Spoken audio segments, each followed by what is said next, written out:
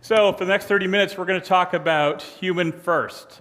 I'm going to share with you 4 rules to simplify your marketing strategy. But before that, let me introduce myself. Let's make sure this clicker is working. No.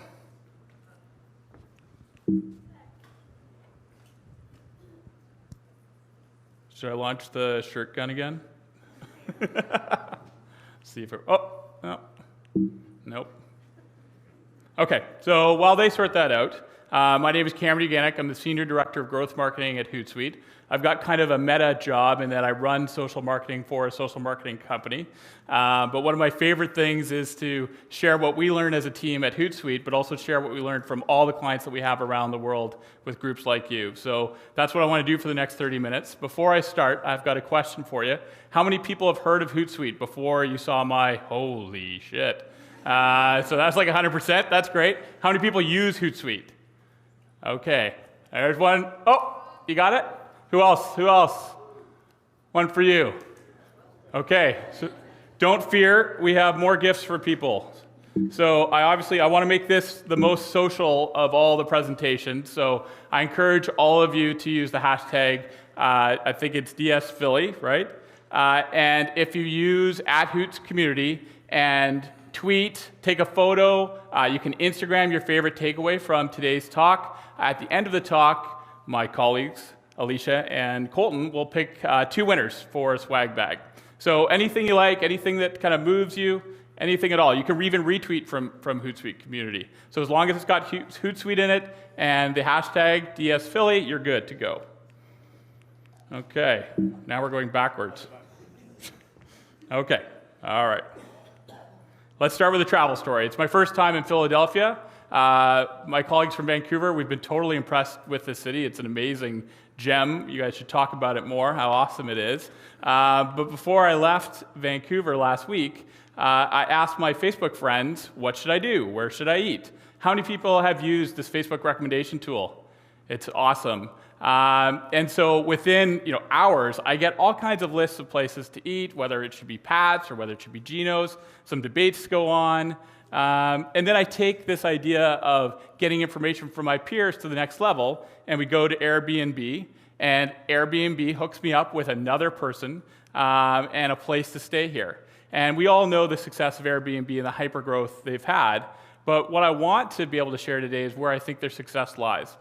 And it's not necessarily in the technology that they have, although it's awesome, their personalization is great. And it's not in their great content marketing, neighborhood guidebooks, they're also very good, or their unique product of local experiences, because tour guides have been around since 1758. I think what sets Airbnb apart from anyone else is they've really been obsessive about solving human-centered problems, and they've been very focused on what that solution is. And they really have leveraged this idea of peer-to-peer to the next level from a business model perspective. So those are some of the themes that I want to cover today. So in fact, while Airbnb's website and technology has evolved over the years, their human-centered story and approach has always stayed the same. But then I've got to ask myself, Airbnb has succeeded and had hypergrowth, but why, for many of our clients, they still struggle with digital transformation? Digital transformation, the growth of mobile, the growth of real-time, the growth of social, it's not new, it's been around for a long time. Even social has become more mature. And what we have found is that there's sort of 3 areas where companies fall down. One is they're rewiring legacy ways of doing things. The other second thing is that they're doing lots of things. There's got all kinds of strategic choices when it comes to AI, chatbots, what do they do for big data? And then finally, many large organizations, they focus on short-term results rather than a long-term vision. And we really see this from a social perspective. You've got companies that dive into social, they arm the team with maybe some junior people, they don't resource it properly, and they don't really have a long-term strategy. And then they look to that junior team and they ask, where's the ROI? But I think that if you put humans first in your strategy, the technology side will fall into place. And I understand that might seem somewhat ironic coming from somebody who essentially my job is to market software and technology. But I think it's the point that many companies are missing. It's about having a customer-first, customer-centric approach and strategy to your marketing. And if you have that, then you can back it up with technology. So I want to share 4 simple rules or 4 themes with you in which how you can have a human-centered approach. Put humans first always, fall in love with customer problems, realize that humanity isn't a trend, and embrace social evolution. And I think that if you follow these principles or these themes, you'll find that you'll have a set of principles to orient your strategic plans. You'll ask smarter questions, focus on true customer needs, and you'll gain clear metrics so you'll be able to prove your ROI to your boss. So the first priority that I want to talk about is put humans first always. No matter what you're doing, if you're thinking about a new campaign or a new product, you've got to have the customer at the center of that strategy. And companies have a decision to make. They can be competitor-focused, they can be obsessed with what the other guy is doing and be reactive, or they can be product-focused, where many companies are at today, and just talk about their features, or they can be truly customer-focused. And the data proves this out. So from a marketing perspective, this is true as well. Customers want to talk to people, not brands. So this is from an Altimeter report from 2016. 21% of consumers report liking employee posts far higher than the average brand post of a social ad. 67% of consumers surveyed trust recommendations from families and friends. 90% of brands surveyed have plans to pursue an advocacy strategy in 2017. And 72% of salespeople who incorporate social media into their process outperform their colleagues. They sell more. This is some more data that kind of proves out this peer-driven trend that we're seeing. So 2 of the 3 most used sources for news and information when people are asked are peer-influenced. Both search and social are peer-influenced media. And I think that example of Airbnb is the pinnacle of what companies can do when they really embrace this idea of peer-driven media or peer-driven business models. Now, don't overthink this. I think that for any digital strategy, we've got to keep it simple. And I think that the main point that you're trying to achieve, especially when you're thinking about social, it's about stopping competing on product features and starting to create human-to-human interactions with your customers. Either that's through your employees interacting with your customers or letting your customers interact with each other. And in order to do this, another principle is to fall in love with customer problems. So it's not necessarily about the short-term tactics or the technology of today, but it's really understanding what the problems your customers are having and how you can solve them. Now, you can do that in a very large way, like from a business model perspective. Even traditional industries like John Deere are understanding that John Deere realized a few years ago that they're not in the business of selling green tractors to farmers.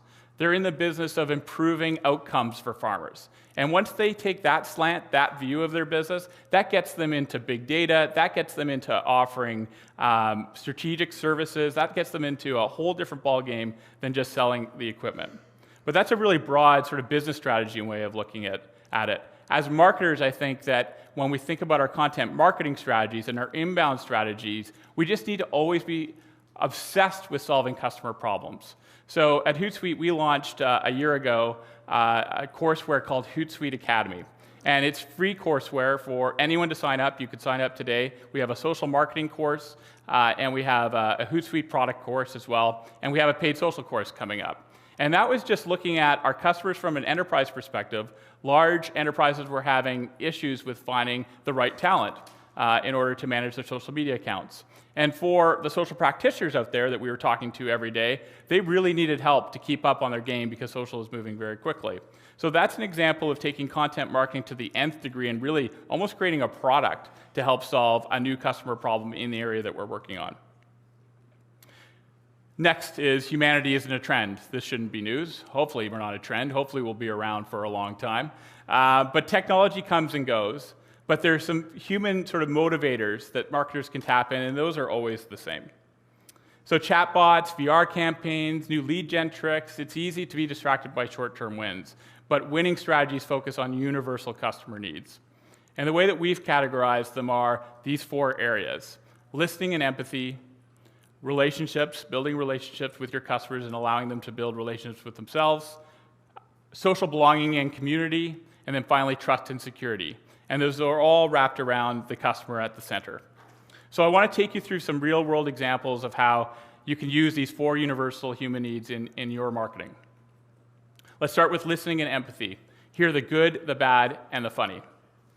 So I don't know how many of you have heard of this incident that happened on social, but Carter Wilkinson tweeted out, "Yo, Wendy's, how many retweets for a year of free chicken nuggets?" And Wendy's replied right away, 18 million, a crazy number. And Carter, bold young man, said, "Consider it done."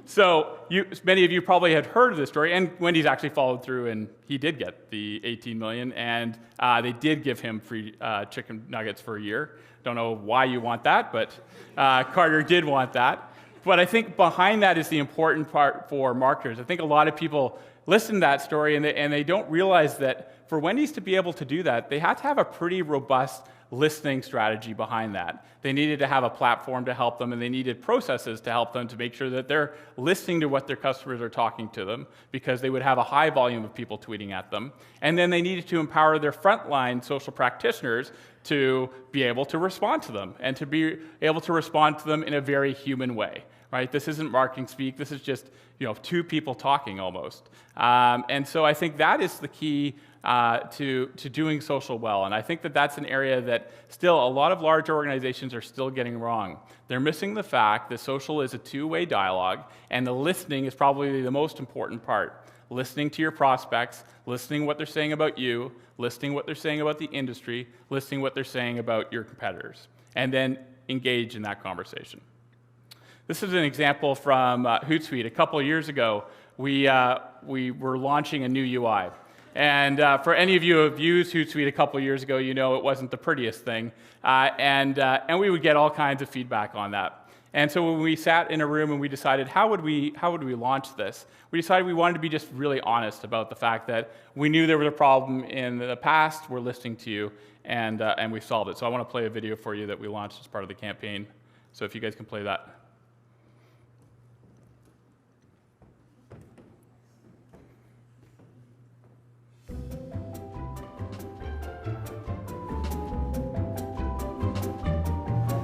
HootSuite, as far as look and feel, let's say it's very Windows 95. Need a better looking UI and flow. Works great though, just like Windows 95. Wow, HootSuite has a truly horrible web interface. I mean, really, it's just awful. Tweet is awful. HootSuite needs to be on Extreme Makeover UI Edition. You know what's great about HootSuite? Everything except the design. Looks like something my kid slapped together. Send that kid resume over here. HootSuite's UI looks like crap. Okay. The problem is I agree with this. How can such a successful company have such a butt-ass ugly product? HootSuite is awesome! Oh, but damn, it's real ugly. HootSuite, get with the times. UI is supposed to look good these days. Fuck's sakes. So many of these. HootSuite, your fucking UI. It's a piece of shit, and it my personal sense of well-being. I'm out. We can't use that one.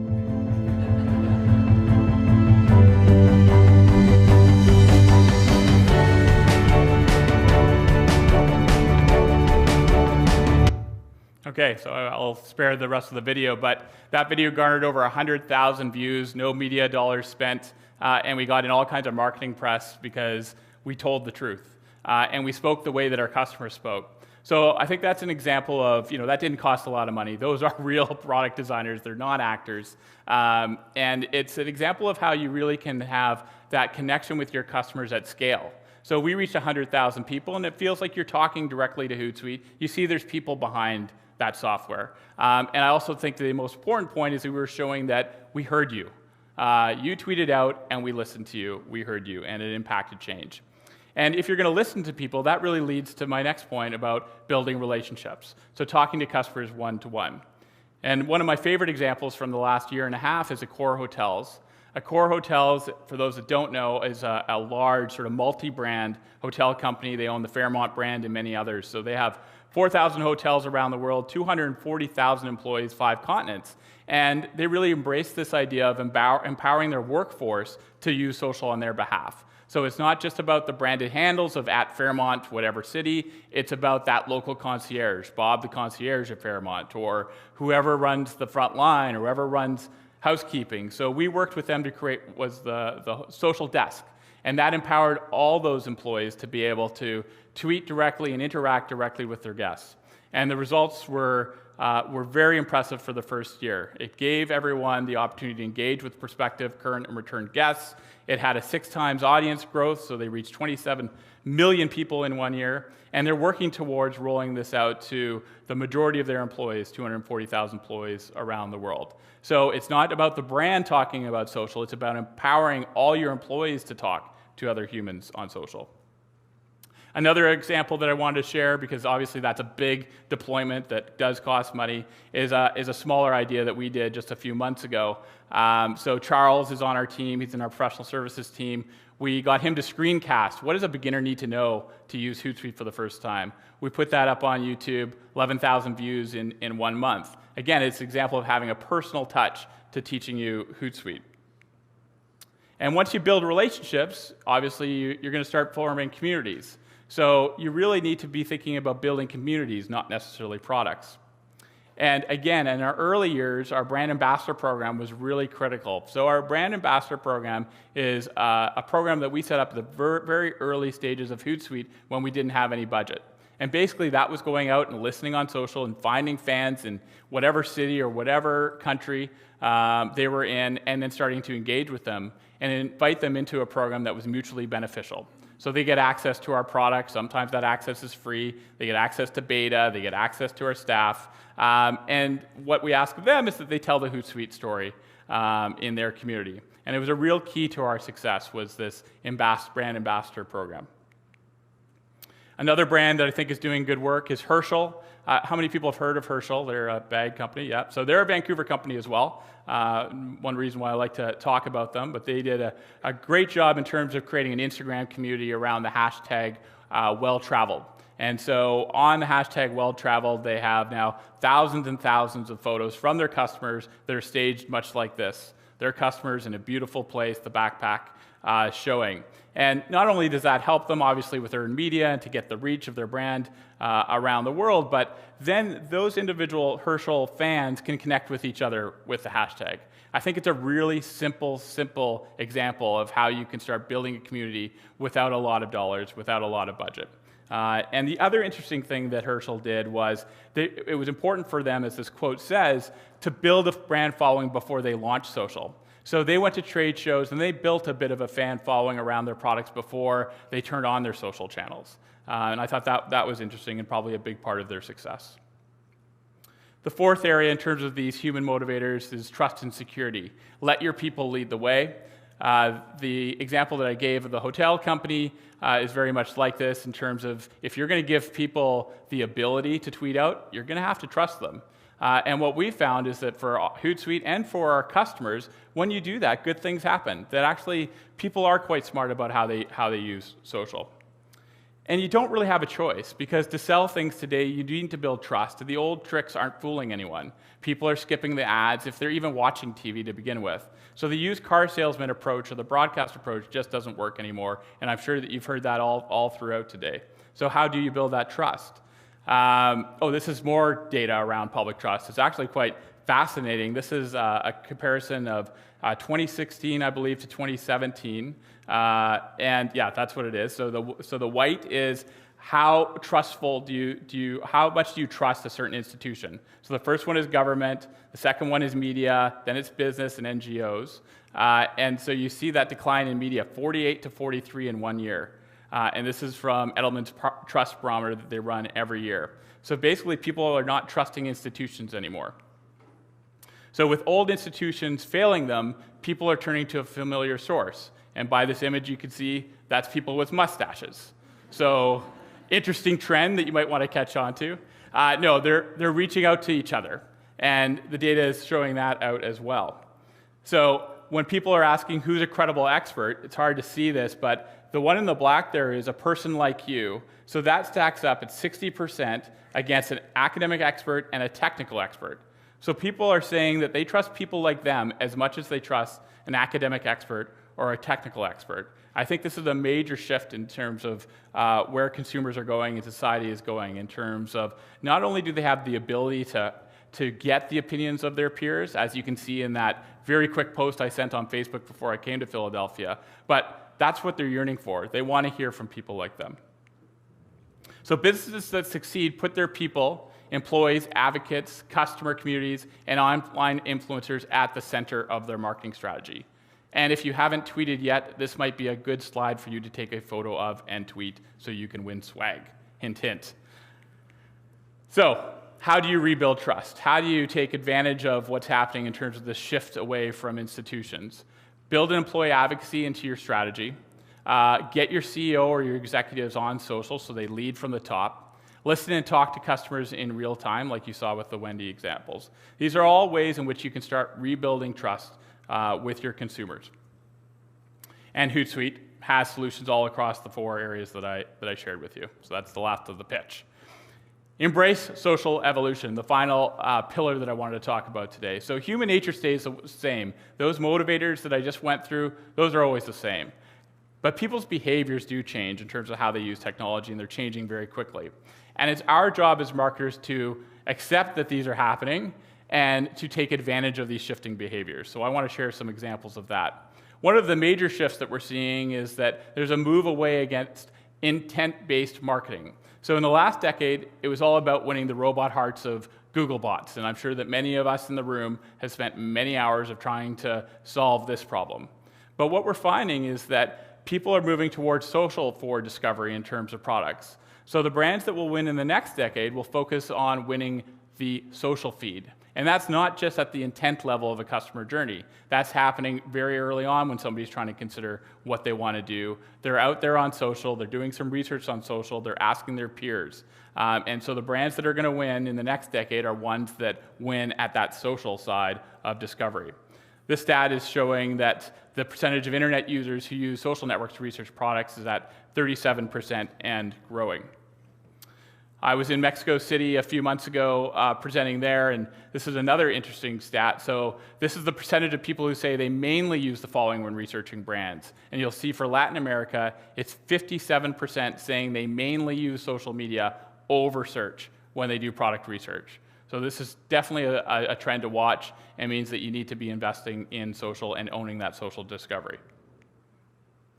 And this is a trend that's been happening for a long time. We're shifting away from big idea and campaigns. Obviously, the promotion and the broadcast methods that worked in the past, like for VW in the early days, just does not work anymore.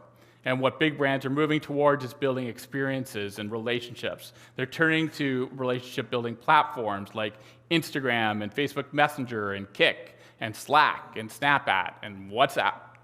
And I think the best example in the last year has been Starbucks' launch of their Unicorn Frappuccino. Whatever you feel about how that may have tasted, if you tried one, it is a remarkable campaign, ready-built for social and ready-built for Instagram. And I think it's one of the first examples of a company really doing a product launch that's built around Instagram and social. So it was really bringing in their customer base into the experience of being one of the first to get this, taking the photo of it, having their friends ask them whether they like it or not, and a really good example of a brand creating an experience. So with those relationship-based platforms that I just mentioned, WhatsApp, Facebook Messenger, we as marketers now have a problem, and that's called dark social. How many people have used or heard that term before? So a few of you. So dark social just talks about WhatsApp, all the messenger apps that are being used out there that as marketers, we can't see that interaction happening. It's not a public interaction. And there's been studies to show that the vast majority of content marketing that's happening is being shared through text links and being shared in ways that we don't ever see. And so I've got a challenge for you. Customers have changed. They moved to Facebook, to private messaging apps like WhatsApp. This makes it harder to track social ROI. And the metrics you used in the past, like clicks on YouTube ad or traffic from TV ads, don't reveal consumer behavior anymore. So what would you do to solve this problem? Would you buy better analytics to track dark social? Would you pay influencers to promote your ad campaigns in WhatsApp? Or would you keep buying TV ads and hope this stupid dark social thing goes away? All those are really wrong answers, but I will give you the right answer. This is the exact problem that Adidas faced, or opportunity, depending on how you see that, but they took a much different approach to solving the problem. They really are allowing their teams to experiment. So when their teams are seeing different behaviors in the marketplace, their teams are empowered to experiment and try new things. So they saw that a lot of their fans were moving to WhatsApp and having conversations about shoes there. They decided to build micro-communities as a test, a small test, not a huge budget, on WhatsApp. The members of those communities would get news and invites to events before anyone else, and they would shift their ROI metrics away from whatever the traditional ones they were using to track individual conversations rather than page views. And I think we can learn a lot from Adidas from this one example. So your company's problems, it's hard to track messaging apps, are not your customers' problems, right? You need to follow your customer. And that's what it means to be human first. It means to watch what they're doing and then follow them. Don't resist trends. Adidas was proactive and took a research approach rather than waiting for a final answer or waiting for someone else to solve it. You've got to be able to experiment, especially in the social space. Things are moving so quickly, you need to move some of your budget, and some of your team has to have the freedom to try new things because you might just hit on the new big thing. And then finally, you can't be so dogmatic about your metrics. Even at HootSuite, when I meet with my social team, we shift our KPIs and PIs probably once a year. We do a bit of an adjustment because things are changing so fast. It's clear that we need to change in terms of what we're measuring to match consumer behavior. So final takeaways. Put humans first always. Really have that customer-centric approach to all your marketing campaigns. Fall in love with customer problems. So that's at the business model, but that's also in terms of content marketing. When content marketing is at its best, it's solving problems for customers, and that's where you can pull people in. Humanity isn't a trend, thank goodness, so there are some customer motivations that are always the same, and so you got to keep thinking about those motivations when you design your campaigns. And then finally, embrace social evolution. Social will continue to evolve. It's not stopping. There will be new networks that will come out of nowhere, and I don't even know what they are yet. So we've got to keep experimenting, and we've got to be flexible, and we've got to meet our customers where they're at. My grandfather used to say, fish where the fish are biting. And so whenever people ask me in terms of what social network should I be on and where should I be spending my time, that just means that you need to look at where your customers are at, and they move around too. They find different spots. So you want to fish where the fish are biting. So with that, I'll thank you. We're going to announce the winners of the tweets. So Colton and Alicia have been tallying results. They've been going through Instagram. They've been going through Twitter. Maybe I'll give you like 10 seconds if you want to send more tweets. So we don't have a final yet. All right. You guys are ready? Okay. Do you want to come up here and let me know? What's that? Chris Barba. Chris Barba. We've got a Hoot kit for you up here.